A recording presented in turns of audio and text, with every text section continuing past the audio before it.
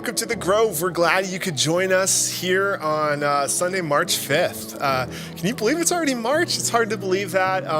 It's getting warm around here in Arizona. We got a high of 70 today. I'm so excited. This is the time of year I love Arizona the most. I think, I love Arizona all the time, but this is the month that it pays to be here in Arizona. So anyway, we're glad you joined us from wherever you're watching. I hope you're having a good morning, and welcome. Thank you for being a part of what we do here at The Grove. Thank you for joining and tuning in each and every Sunday. If you do, or whenever you can catch us, we love that. And so we have a lot going on. I'm gonna just kind of prep you for as we're getting ready. We got about 4 minutes here till we kick it inside. But the first thing we have is tonight we have our one table dinner out in our trees. It's going to be a really lovely night, it sounds like, weather-wise. So come and join us. It's not too late to sign up. If you haven't signed up yet, you can still join us. There's an RSVP QR code also on our website for you to just pick a dish to bring, come, sit, enjoy, eat some food with some maybe some new friends, maybe some old friends, and just there's something about coming together at one table and just growing together and learning, and that's what we're all about here, is that connection, that community. So this is one of the events that we are traditional. We do this a lot often. It's been years though since we have, and so we're excited to do this again and have that ready for tonight. So I hope you can join us. Come on out and enjoy a meal with your family and with us. We have stuff for the kids as well. You can check your kids in with our children's ministry. They've got a bouncy house and some stuff for them as well. So anyway, join us. Make that part of tonight. It's 5 o'clock this evening. We'd love to see you out here for a meal as one big family. We have other things going on. We're finishing up our date night series here tonight. Palmer, and he's having his wife Veronica come on stage and help him with the sermon. So it should be a really unique morning. We're glad that you could tune in and hopefully you'll enjoy that, and we're trying to get you ready for that here today. So then starting next week, we have a new series through the book of John that kind of leads us up to Easter called Jesus Is. And so learning about Jesus from that Gospel of John, which is my favorite gospel because it's unique. It's different than the other three, and it sticks out, and just different stories and different perspective on Jesus's life. So it should be a really good series. We have other things. Believe it or not, Vacation Bible School registration is launching. And they have, it's June 5th through 8th, so at the very beginning of the summer, but it's one of those things that you want to get your kids signed up for. Invite some neighbor kids, get anyone you can think of to come and be a part. There's something formative about going to Bible school when you're a kid in the summer and learning about Jesus for an entire week and just growing that knowledge and that understanding of who he is and what he means to us as followers of him. So the theme this year is Stellar Shine Jesus' Light. So that's a really cool theme. The kids will learn about that this summer, so they can sign up for that. It's through 4th grade, and then we have our 5th and 6th grade ministry, The Zone, does summer days that goes alongside that. Their sign up will be later for that as well. So that is the big deal we have kicking off today. We also, just a reminder, we have our Asylum Seekers Ministry the 1st and 3rd Wednesday of every month, where we can help people that are coming into our country get to where they're going. Working with Homeland Security and all that, doing that the way our government is set up for it to happen. So anyway, come be a part of that. We also need donations for that. So come and bring some clothing and some other items. You can see what we need. The full list is online. And so hopefully you can come and take part and donate some things or volunteer your time or whatever it is you have to offer. And then connection and community is a big value of what we do here. We have table groups that you could still sign up for. You're basically signing up to have a meal with some people once a month. You'll meet some new folks. You'll get to connected maybe with some new friends. And if you want to do that, you need some connection here at the Grove, go ahead and sign up for a table group. And we'd love to get you connected and having a meal with some friends. So tonight is like a giant table group. It's our one table event. So we can't wait to see you guys out here at 5 o'clock with your dishes to share. It's going to be an amazing night. It truly is. So we're about all set to go inside for a morning of worship. And so thank you for joining us. Grab your coffee, lean in a little bit, and enjoy the morning here at the Grove. Thank you again for being a part of what we do here. Have a great day, everybody.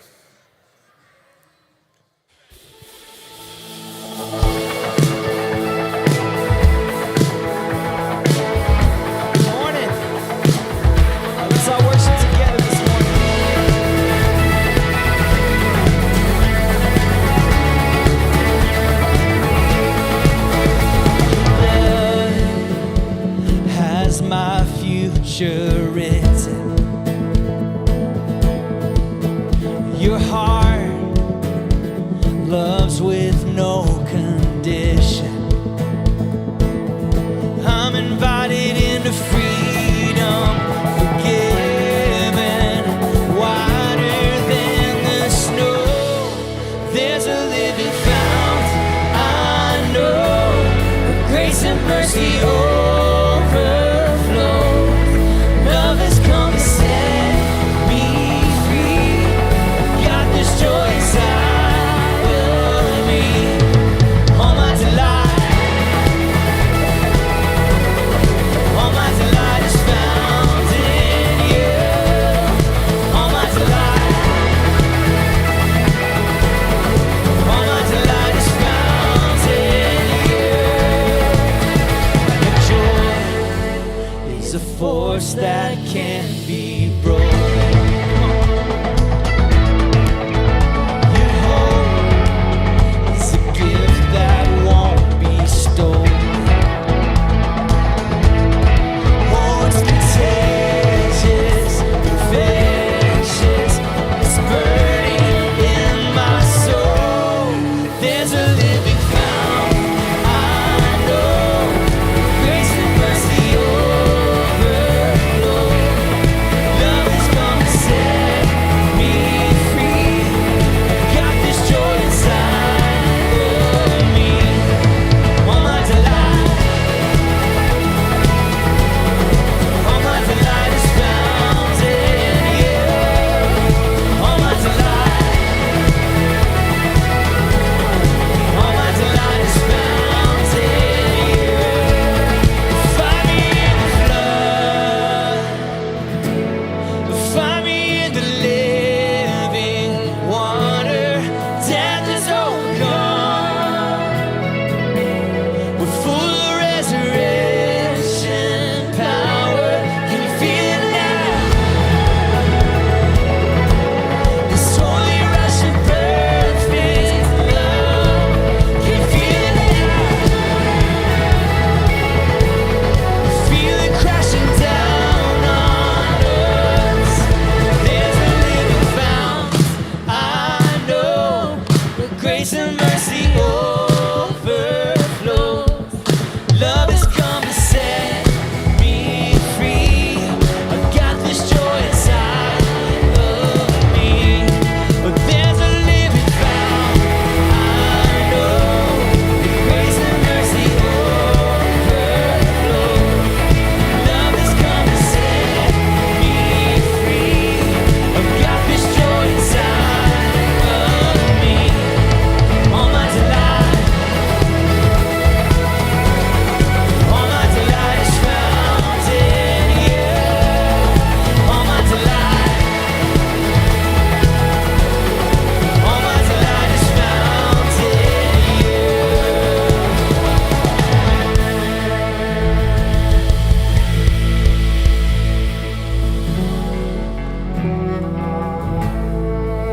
I lift this up with me.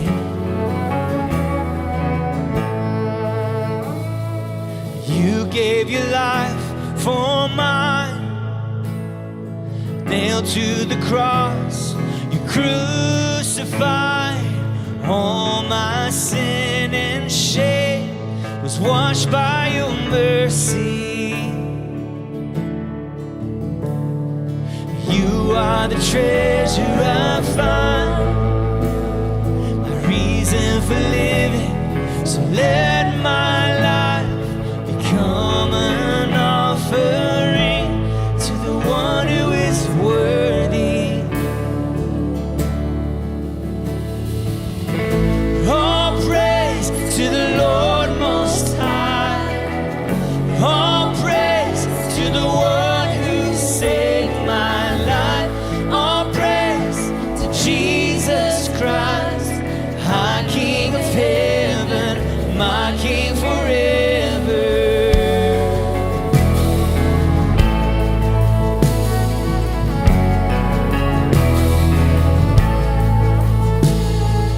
You stormed the gates of my heart. The veil in between was torn apart.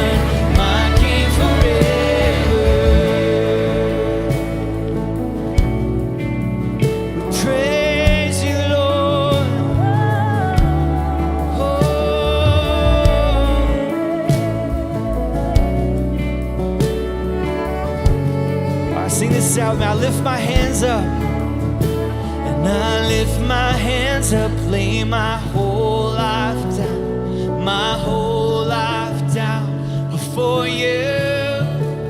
And I lift my hands up, lay my whole life down, my whole life now is for you. Let's sing it again. I lift my hands up, lay my whole life down, my whole life down before you.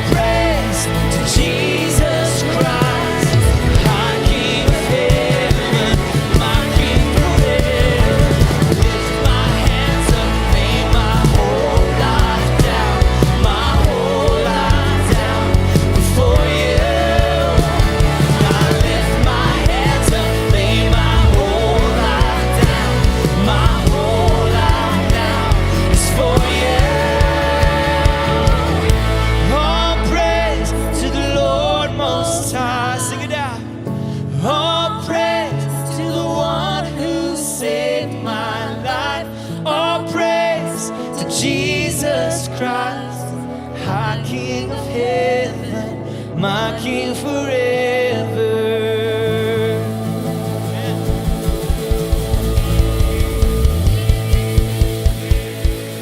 Good morning. Before you sit down, turn to somebody, introduce them to the person next to you, and then invite them to come back tonight for our one table event.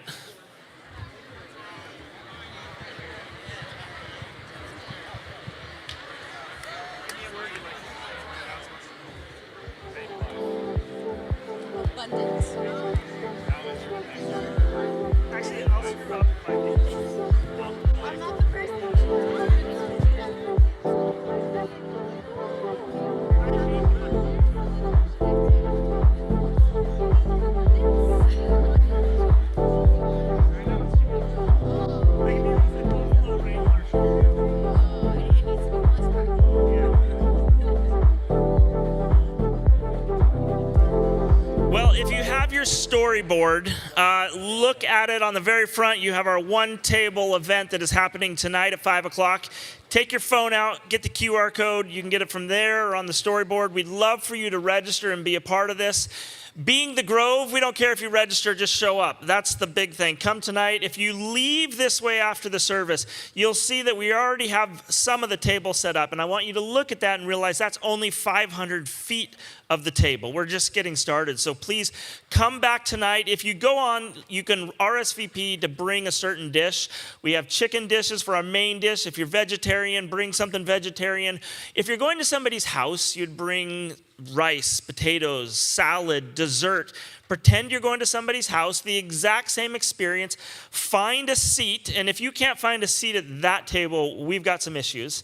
And sit next to somebody. One of the things that Jesus, you see over and over again in scriptures, is how he was sitting at the table with people that looked and acted nothing like him.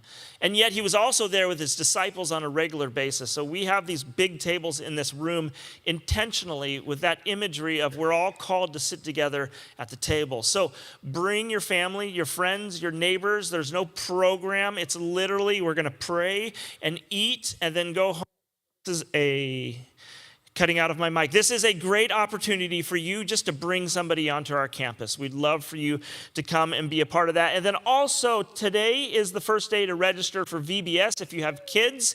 If you have kids and you missed this last year, you understand the problem of getting back into the event. So please come. It's the first week of June. It's an amazing event. We've got kids everywhere. So register your kids today before it opens up to the entire community. Very rarely do we tell you to do something before we invite the world, but register.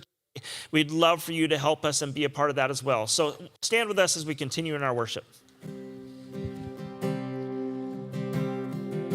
Well, I can't wait for the one table tonight. It's one of my favorite things that we do. It's just an awesome time, and we haven't done it in a little while. So I'll be bringing my famous Havens, Texas queso, so you can all just bring one chip and you can sample it. This week for me was one of those weeks where I felt like every day I would see the news and just feel stressed out and anxious and just wonder, God, what is happening in this world? There's times it just feels so overwhelming, and when I start to feel overwhelmed in this world, I got to remember that my hope is not in anything that's of this world. My hope is not in any person in this world. It's not in government. It's not in politicians. It's not in celebrities. My hope is in Jesus. My hope is in Jesus. And when I worry about my life or I worry about the future, my hope is in the one who created this life and holds the future in his hands. When I worry about my family, my hope is in the one who made my family and can heal even the most broken things.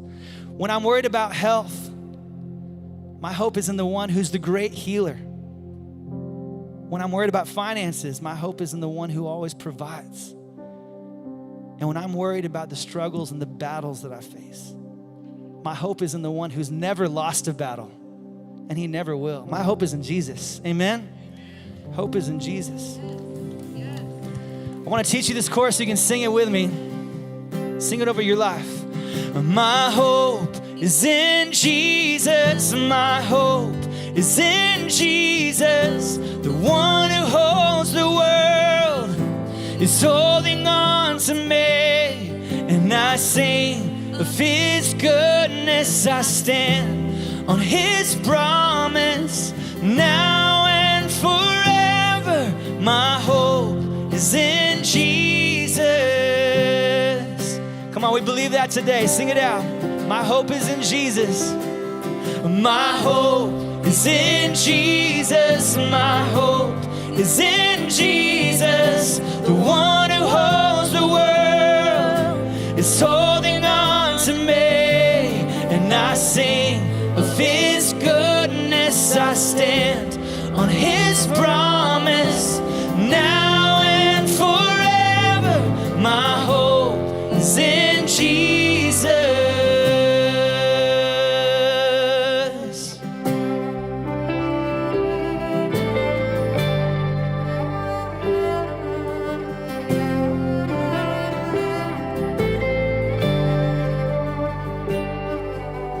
When my heart is aching and I can't see the way ahead, when the lonely gets so heavy and the night is closing in, I will lift my eyes to where my help is always found, 'cause he has never failed me and he won't fail me now. Sing my hope. My hope is in Jesus. My hope is in Jesus. The one who holds the world is holding on to me. And I sing of his goodness. I stand on his promise now and forever. My hope is in Jesus.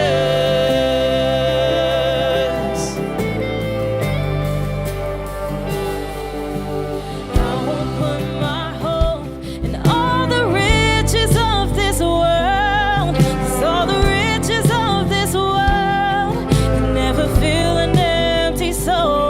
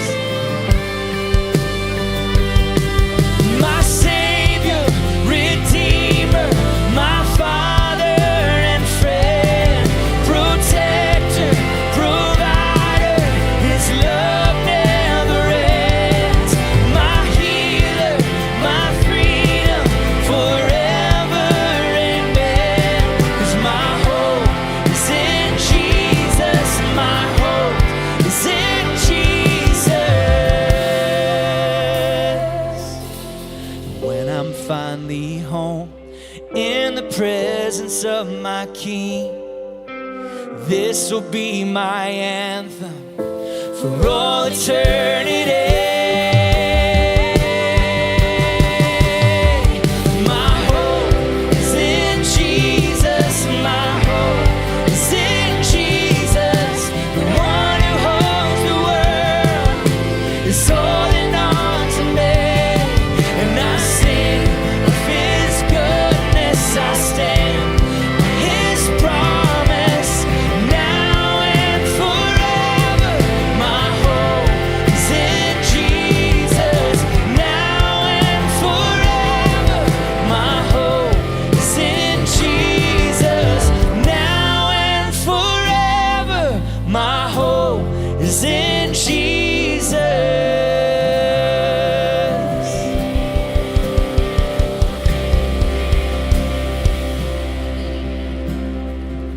Ask you this morning, what is your hope in?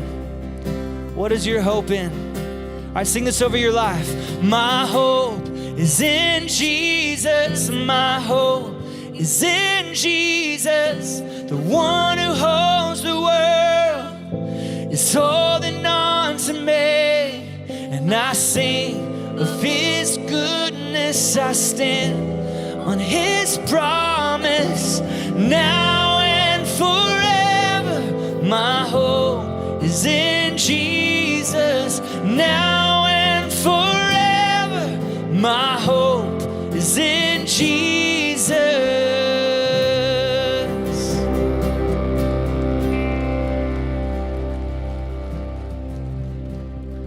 Oh, how he loves us so.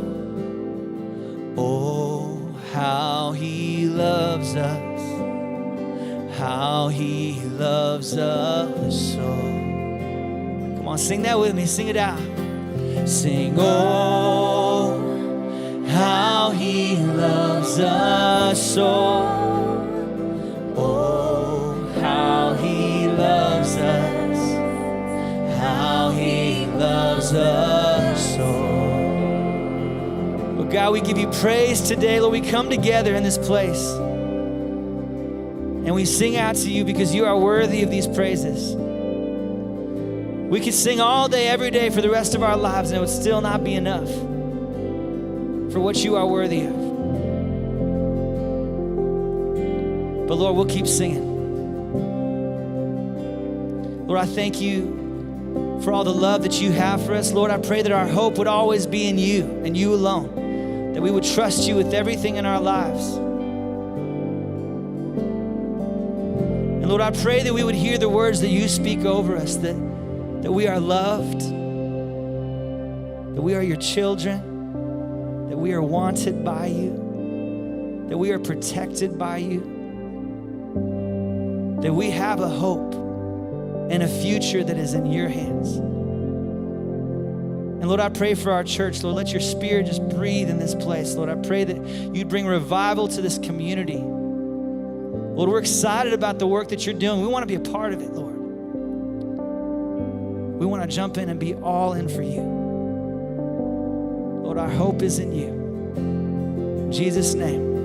And oh, how he loves us so. Oh, how he loves us. How he loves us so.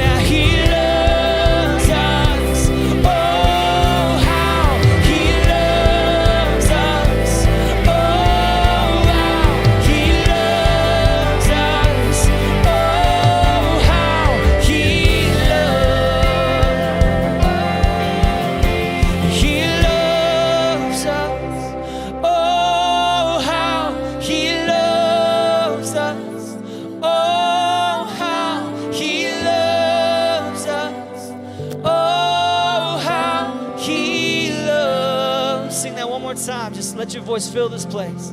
He loves us. Oh, how He loves us. Oh, how He loves us. Oh, how He loves.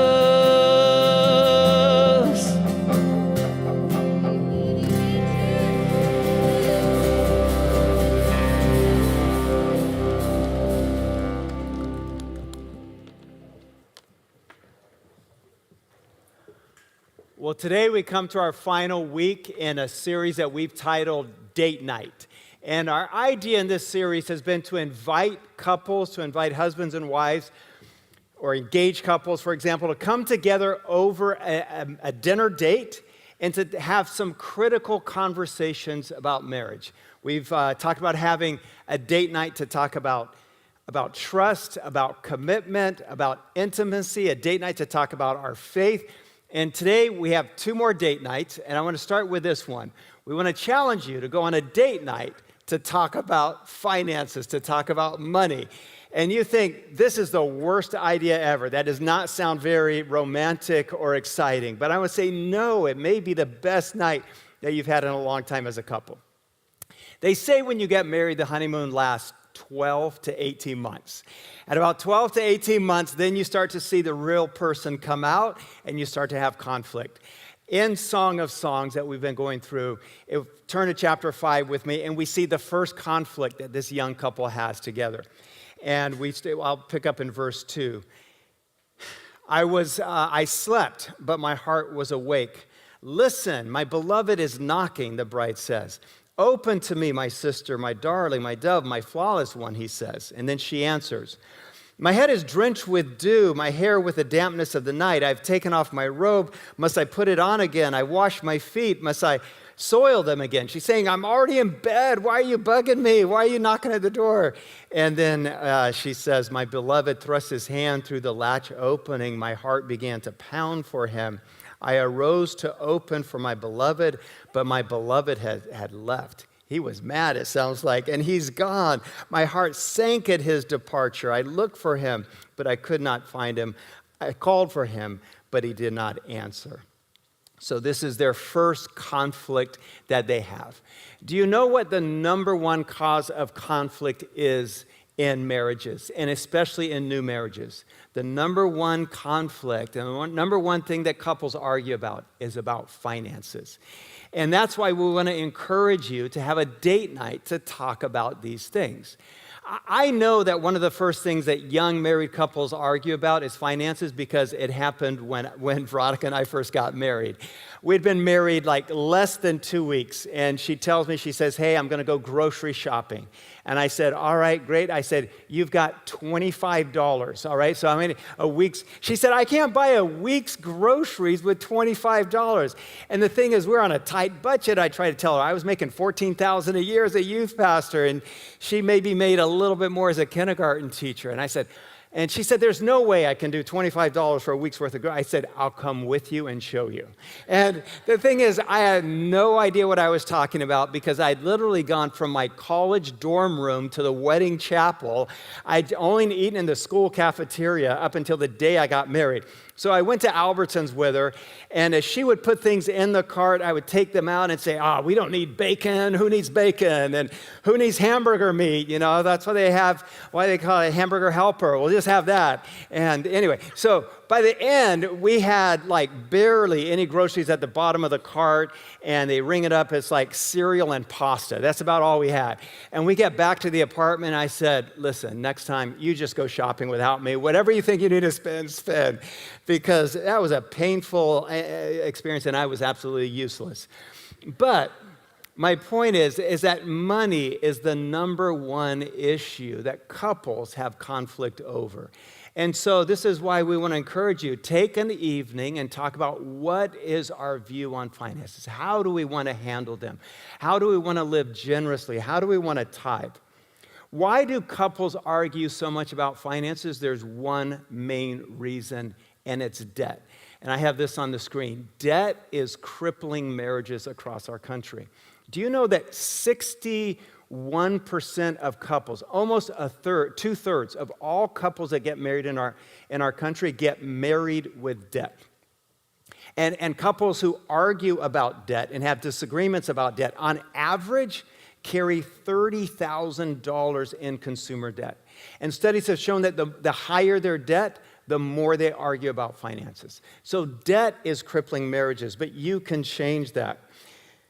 And of couples who argue about debt, almost half of those hide purchases from their spouse. This is rhetorical, so don't raise your hand. But how many of you have hid purchases in secret from your spouse because we're not on the same page? And so our challenge is to have a date night to talk about finances and talk about what you want God to do with your finances.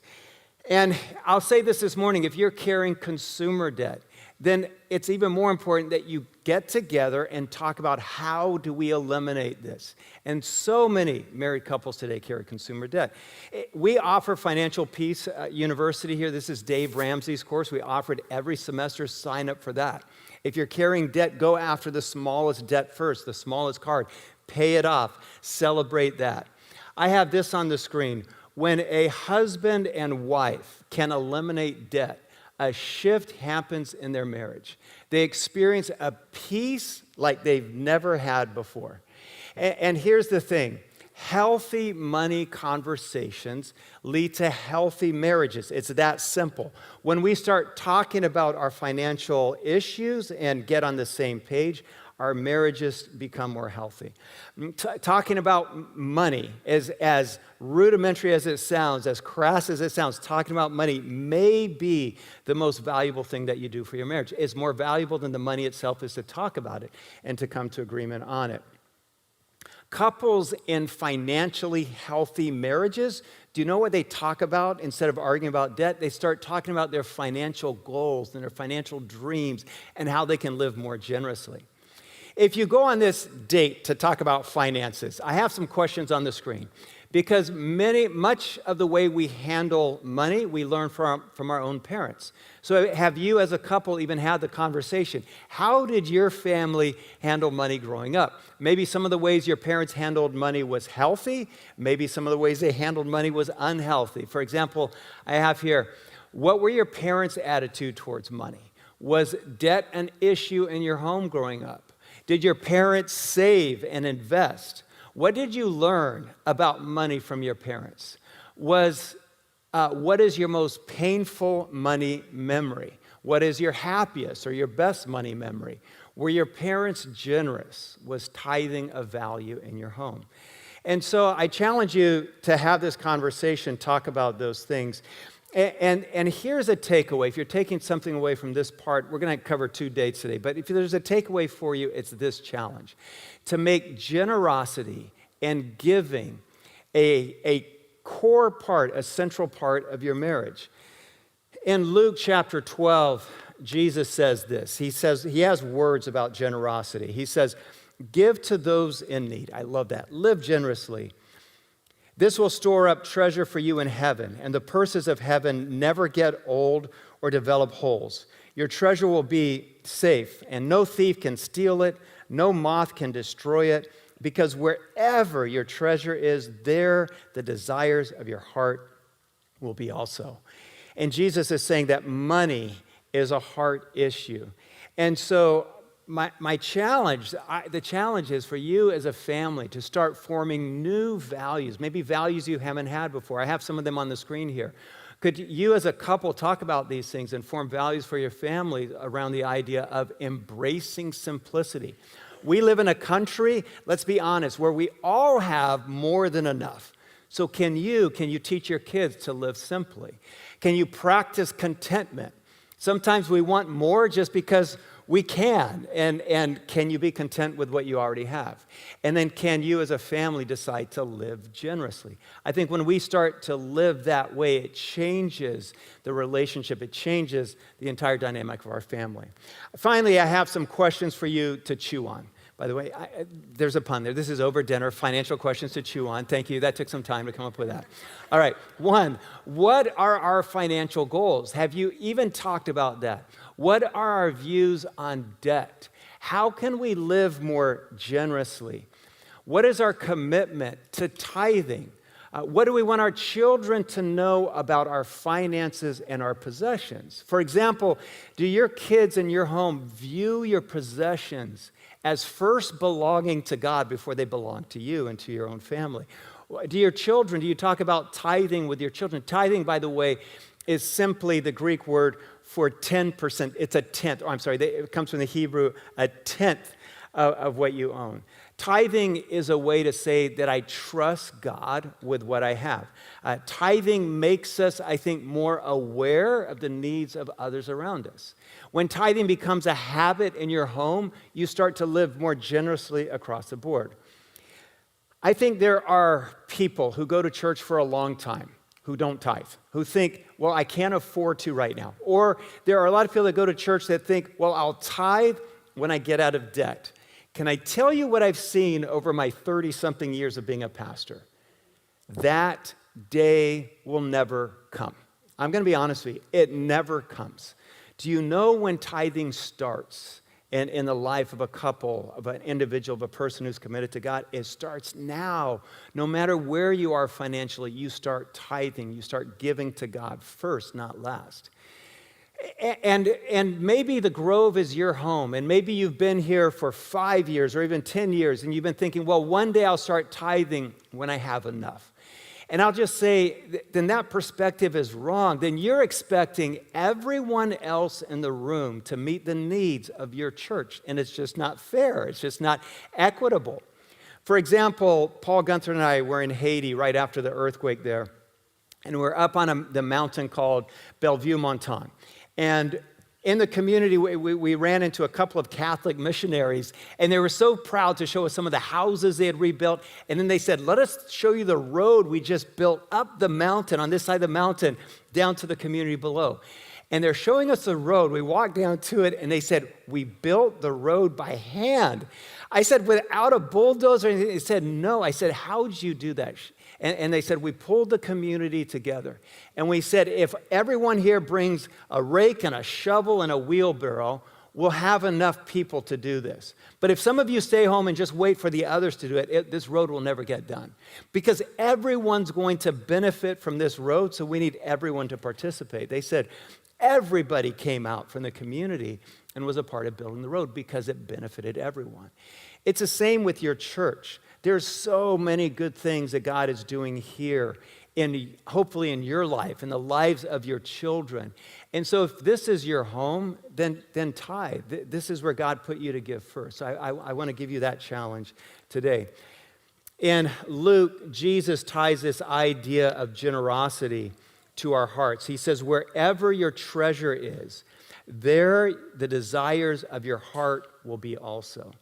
Tithing isn't so much a money issue, it's a heart issue. And if you want God to bless your marriage and to bless your finances, it starts by tithing. And so that's my takeaway, that's my challenge as we start this conversation today on finances on your date night. All right, so I said we had 2 dates we're going to talk about today. The first is the money talk. The second one is to talk about family. So I want to invite Veronica to come up, my wife. Can we give Veronica a welcome today to be a part of our conversation? Thank you for having me up here. I'm so happy to be here with you today. So our idea here is that hopefully you can take a night as a couple to sit down and say, what do we want the values of our family to be? What do we want the future of our family to be? What kind of legacy do we want to leave through our children? So Veronica, if a couple goes out and they have a date night to talk about family, where do you suggest they start? Okay, well, if you're newly married or you're an engaged couple, I would just encourage you to start talking about how big you want your family to be. Do you want kids? How many kids do you want? Because you can't change your mind after you're married, you can't change your spouse's mind about that.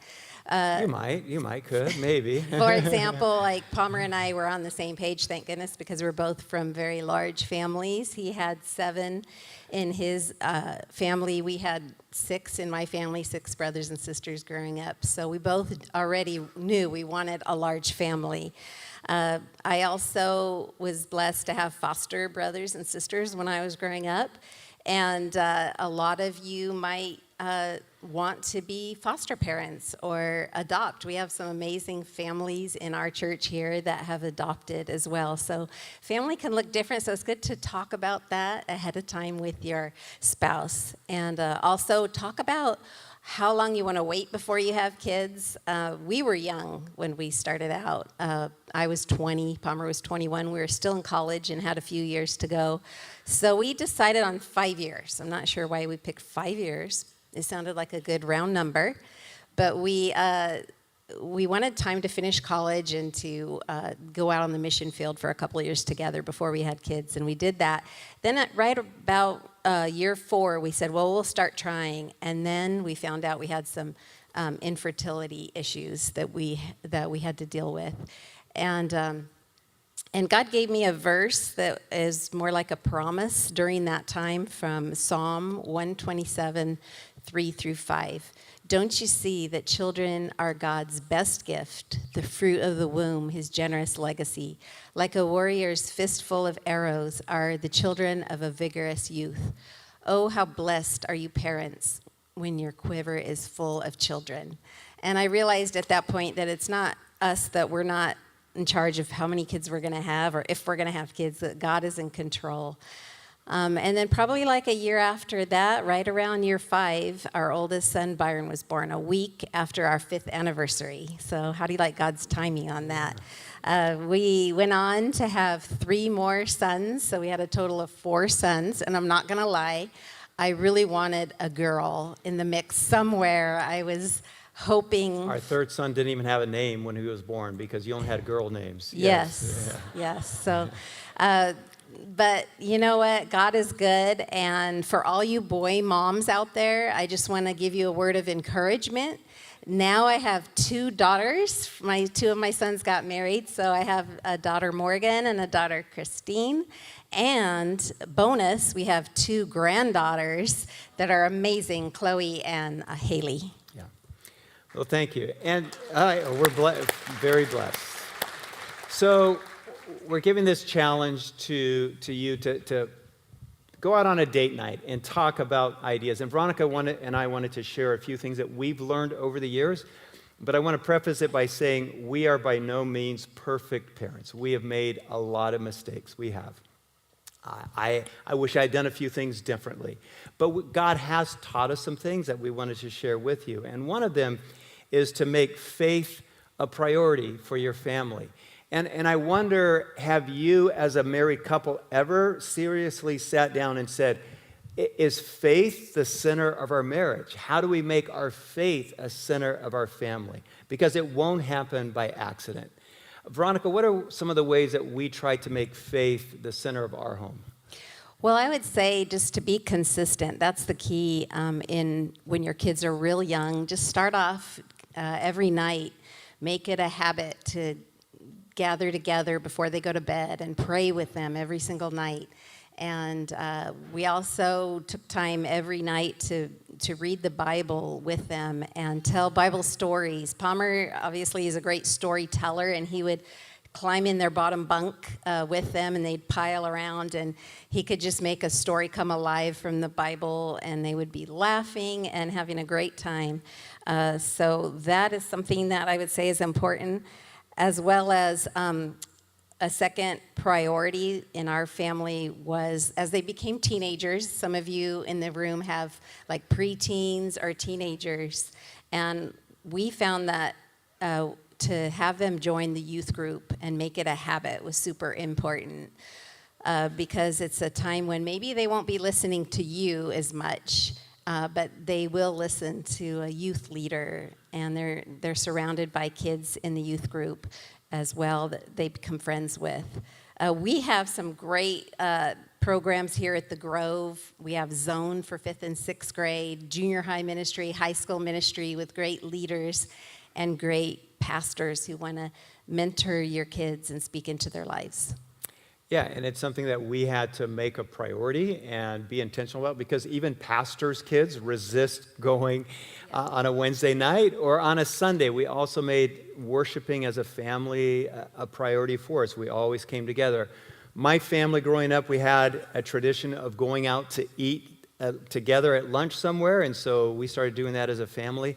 98% of the time we're at Payway, but that's just because we like Chinese. But one of the things we came up against that a lot of, I think, our Chandler, Gilbert, East Valley families come up against are sports on Sunday, I'll be honest with you. And so as our kids started to play soccer, there would be tournaments, for example, on Sundays. And finally, after a lot of conflict of are we going to church or they're going to be at soccer, we finally said, no, as a family, we're going to church together. And so we told their coaches, if you have matches on Sunday, your best player won't be there. At least in their father's mind, their best player wouldn't be there.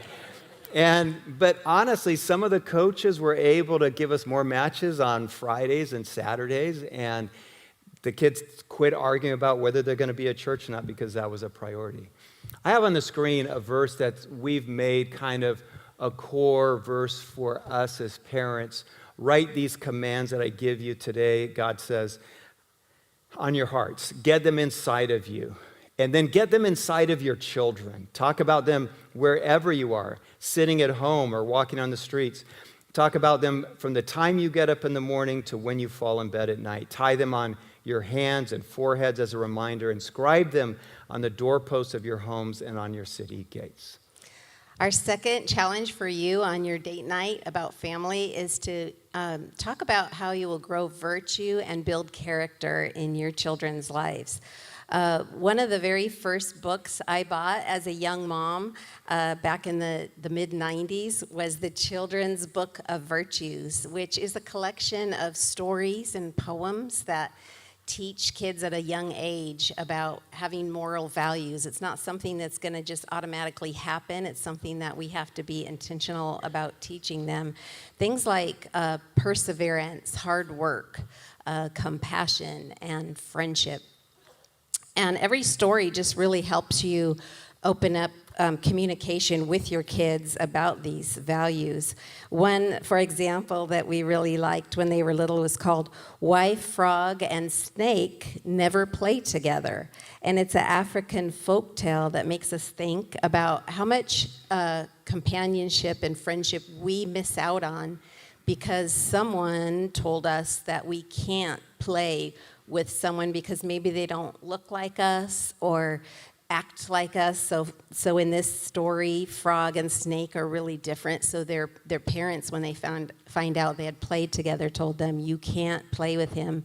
He's dangerous, or he doesn't look like you. So this is the perfect way to open up a conversation with your kids about who are your friends and who are you going to be friends with. And they don't have to look just like you. They can look different than you. I love that.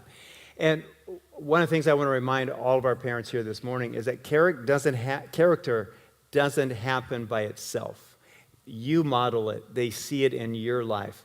I have a good friend who's a strength and conditioning coach, Coach Lott, and we were having this conversation about character at his house one day, and because he would drill these kinds of things into his kids. I loved it. He's from Texas. He's a good Texan.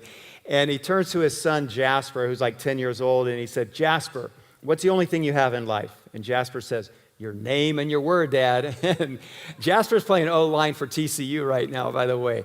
But he drilled that into them. And sometimes we wait for someone else to grow character in our kids. Maybe it will happen that way. Maybe they'll have a great godly teacher. Maybe they'll have a great godly coach like Coach Lott or Coach Jones. My kids had 3 of my sons played football for Coach Jones at Perry High. They learned character from Coach Jones. But if your sons or daughters don't play for Coach Jones or Coach Lott, you need help. That's what I'm saying. And you are the one that instills these values in them. Veronica, how is character, you think, important in our home? How did our kids see that come out? Well, Christian character is something that you have to be intentional about, and you have to model because your kids are watching your every move. And you'll have lots of moments like every day to teach them a lesson about character. I remember a time when my two oldest sons were just preschoolers, and we lived in Wheaton, Illinois at the time, and we were on our way to the campus bookstore. I was checking out, buying a few things, and as usual, the candy was right at their eye level. And I didn't notice, but as we were walking home, one of my sons, who I won't mention any names, but he's a youth pastor now, and he's not in this service, so don't tell him I told you. But he pulled out a Reese's peanut butter cup out of his pocket, and he was probably only 3 or 4, and he held it up, and he just smiled at me, and waiting for my reaction about what he had done. And I didn't get mad, but I just said to him, "Hey, buddy, we didn't pay for this. You took this, and we're going to have to take it back, and you're going to have to tell the cashier that you're sorry."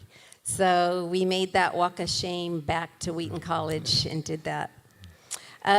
Another opportunity that you will have to build character in your kids is teaching them perseverance, hard work, and tenacity, which is something that, as you know, if you have kids, it doesn't come naturally for your kids to work hard and have perseverance. One of my sons, who was in 5th grade at the time, he decided that he wanted to join the band at school. And I was excited because at that point we hadn't really had any musicians in the family. So he got to choose his instrument, and he decided to choose the cello, which I was like, yes, I love the cello. We had Zach on stage today playing with the band, and it's just such a beautiful instrument. I love the sound of it. However, he didn't realize when he chose that how big it was to haul back and forth every single night on his bike. Bicycle, yeah. Yeah, he rode a bike to school. So he would put it on his back and try to balance without crashing all the way home. And the first couple weeks, he brought it home, and I just would sit back on the couch and just soak in that music every day. I loved it. But then after a few weeks, I noticed he stopped bringing it home. And I was like, "Christian, where's your cello?" Oops, sorry, Christian. I'm not doing very good today on the anonymity. And he said, "Mom, it's just so heavy, and I don't want to bring it home."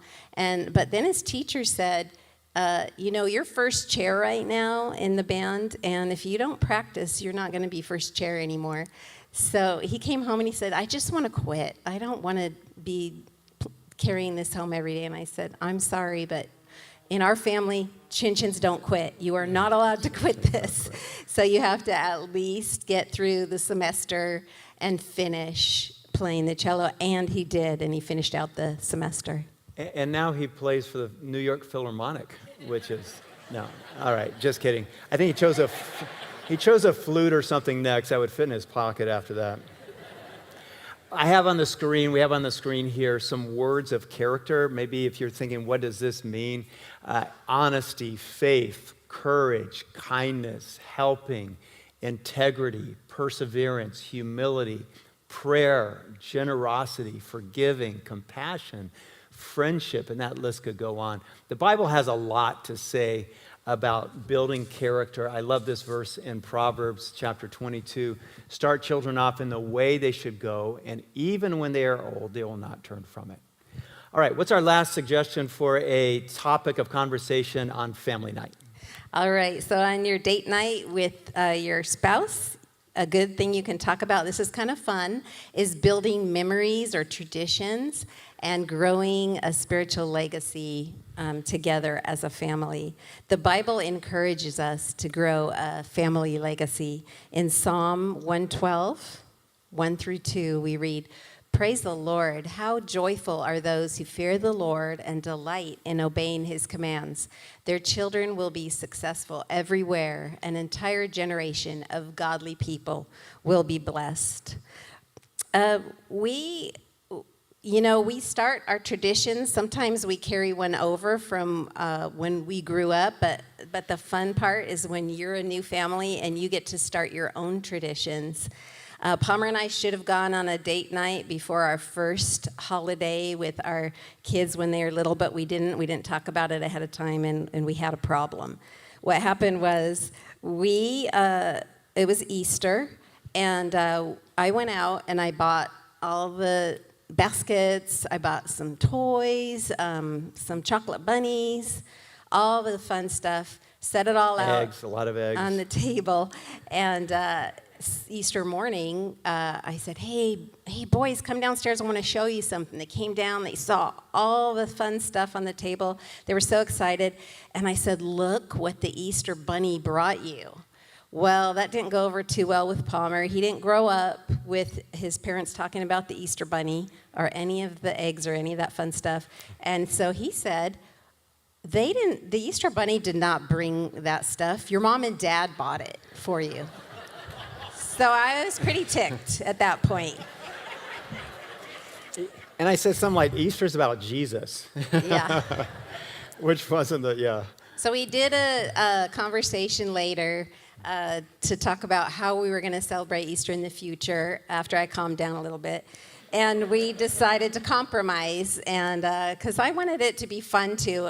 Of course, I want it to be about Jesus, but also it's fun to do all of the other stuff too. So from then on, Saturday was our day to color eggs, hide eggs, and all the fun stuff. And then Sunday, well, Sunday's fun too. And we would come to church and we learn about Jesus. And we also started our Easter walk, which is also a great fun way for your kids to learn about Jesus and have fun at the same time. Some of our favorite, for me, family memories and traditions are around Christmas. Maybe it's like that for you. And one tradition we started when we first moved to Chandler that still continues now is that our first year here, we wanted to buy a Christmas tree, and we had heard there's a forest in Chandler, so we drove down to this forest in Chandler called the Home Depot Garden Center, and we bought a Christmas tree, and we tied it on the roof, and then we went across the parking lot, and the boys all wanted to go to Denny's. So we went to Denny's, but they said, Dad, park by the window. Some filthy animal is going to try to steal our tree. And so we'd go in and order Grand Slams and make sure we could see the tree from inside of Denny's. And that's our family tradition. We still do it now. It's Lowe's, but the tradition is pretty much the same. But I want to remind you, mothers and fathers, you're growing traditions. You're building a legacy right now. You're shaping their hearts with the things that you value as a family. One of the things that I love that the Grove does is that we have so many opportunities for you as a family with your kids to serve God together. Every month you can serve with Live Love as a family in downtown Chandler. We now have started a family trip to Mexico where you can go and serve as a family. And for years, we've been encouraging families to go to Malawi together and serve God there. We got to go as a family on one of our Grove missions trips to Malawi, and you don't know what your kids are picking up or learning, but I loved how the last time we were there when our kids were younger together, all of us went, and on the last day of the trip, and our kids had been in the village handing out mosquito nets, helping with the VBS, playing soccer with the kids, but on the last day we're there, I was heading back to the village, and the kids weren't coming with me, but my youngest son runs up, he was in 6th grade at the time, and he hands me his shoes, and he said, would you find a kid in the village who needs these? And I share that just to say that the things that you value, the traditions you start, you are growing not just memories, but you're building a godly spiritual legacy leaving that in the lives of your family. All right, so we have some conversation questions to end with here for your date night on family. Veronica, you want to share these? Okay, these are suggestions for building a spiritual legacy in your family. Number 1, create family traditions. 2, serve God as a family, as Palmer just said. Number 3, establish your family purpose and mission. Number 4, make your home a place where everyone is welcome, wanted, and loved. And finally, number 5, put God at the center of your family. All right, everyone, could I ask you to bow your heads? I'd like to end our time together by praying over our families here at the Grove. If your spouse is sitting next to you, grab her hand or his hand, and let me ask for God's blessing on our marriages and families here. God, thank you for the gift of a spouse. Thank you for the gift of sons and daughters. Thank you for the blessing of families.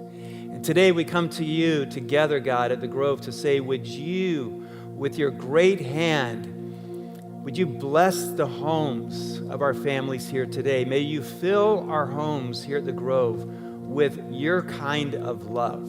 May you fill our homes with words of peace and kindness.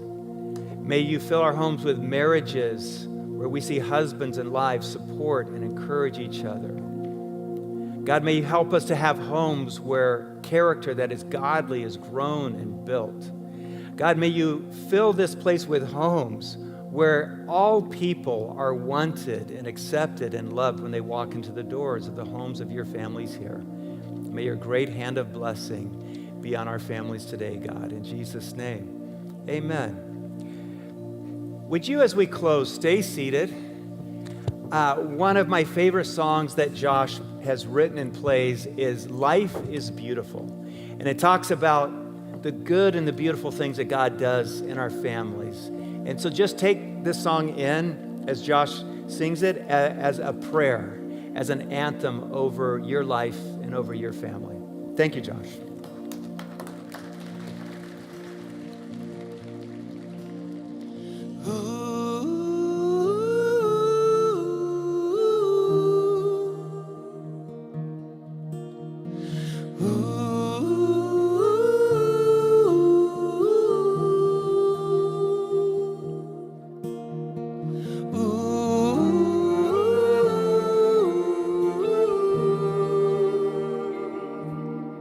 Through the window, I see you waiting. You're calling, 'cause I'm coming. Your eyes are a story, an ocean of memories, pictures of faces and places, and all of the things that make us feel like we have it all.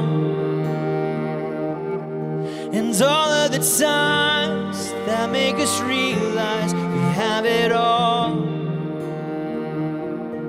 We have it all.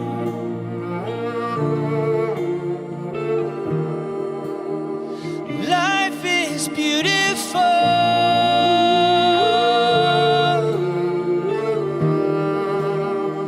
Life is beautiful.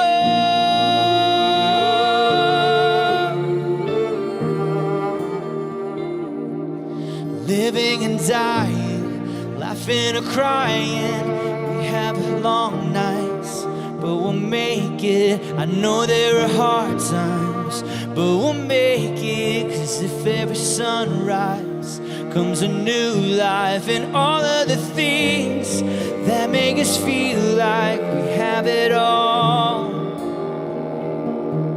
and all of the times that make us realize we have it all.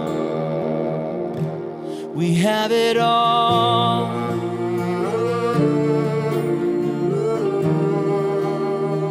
Life is beautiful.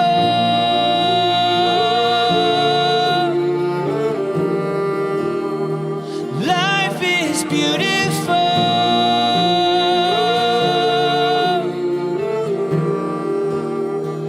Life is beautiful.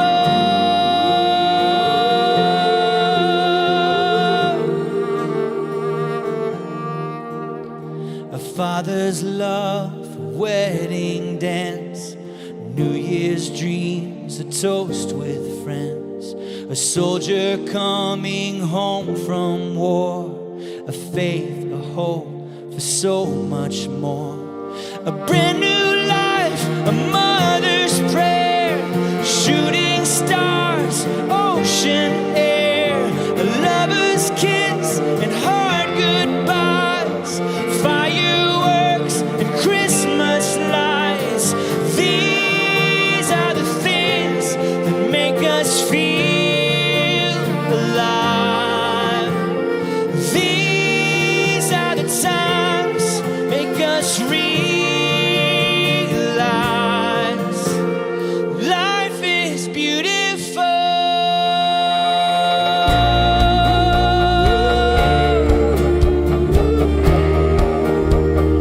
Life is beautiful.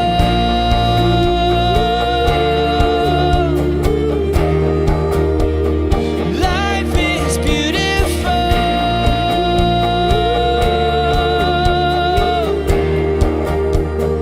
Life is beautiful.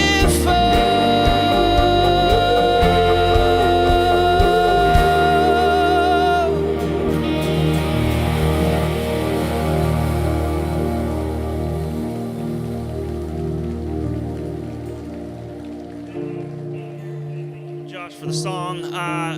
Growing up, when we look at tithe and offering, I was blessed to live overseas with my parents and was in 20 or 30 countries before I was in high school. And to see where giving actually goes kind of shaped me a little bit. And then when I got married, my wife's family not only tithed, but sacrificially gave up and above their tithe to missions. And my family grew up overseas. Her family never even left America, and yet I saw how powerful their giving changed the world. And when I came to the Grove, one of the things that I realized when I was in Africa, that my family has the ability to sacrifice. The slide that Palmer had up where it says, embrace simplicity, practice contentment, live generously.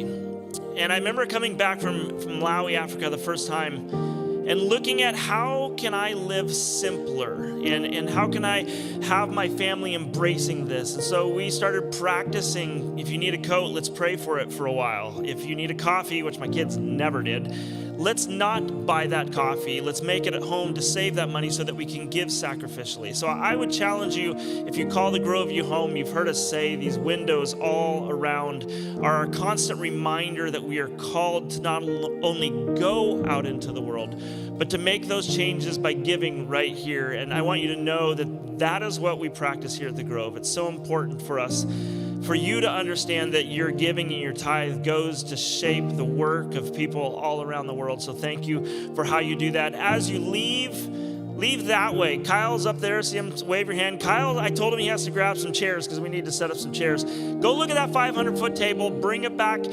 Come back today at 5 o'clock and join us for that meal. Have a great week.